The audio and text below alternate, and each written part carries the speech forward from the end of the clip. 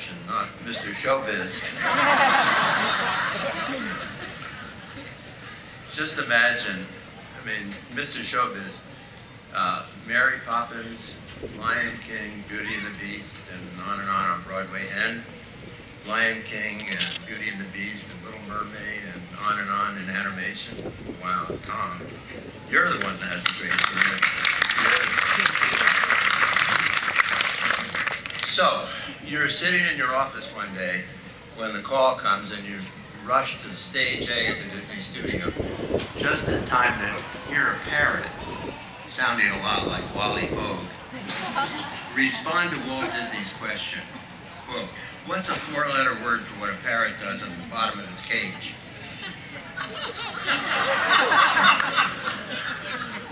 Grit, the parrot, Wally answers.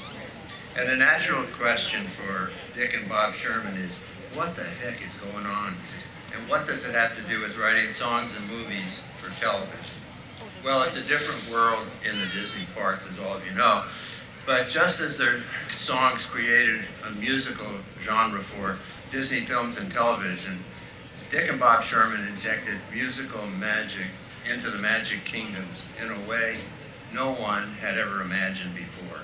In fact, who can imagine Disneyland without hearing the background music for Summer Magic here on Main Street?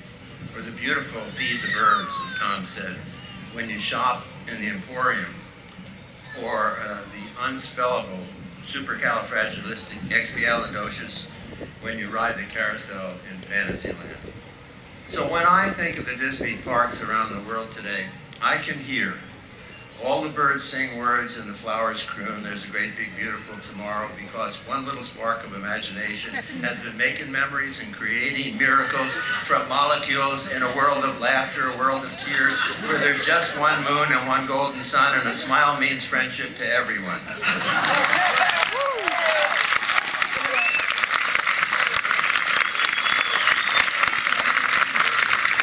And I'll bet all of you can hear it too. And I forgot the haunting memory of, and I've told Richard about this, my favorite, the long gone magic journeys from the Journey into Imagination Pavilion in Epcot. And one even Dick and Bob would probably like to forget, from the Astuter Computer Review in Epcot. Please, don't ask and I won't tell. Those of us who had the privilege of working with Richard M. Sherman and Robert B. Sherman on Disney park shows know that their chemistry with Walt Disney was something no scientist at DuPont or Monsanto could possibly dream up.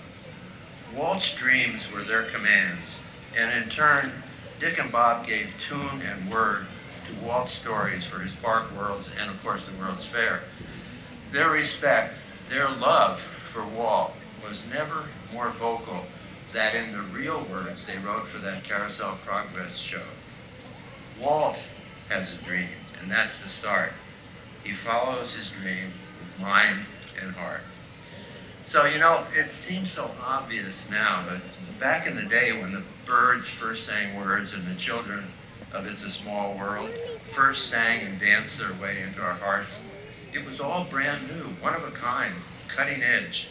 And two brothers, Richard and Robert Sherman, wrote tunes and words that will last as long as there are Disneylands and worlds somewhere on our truly small planet.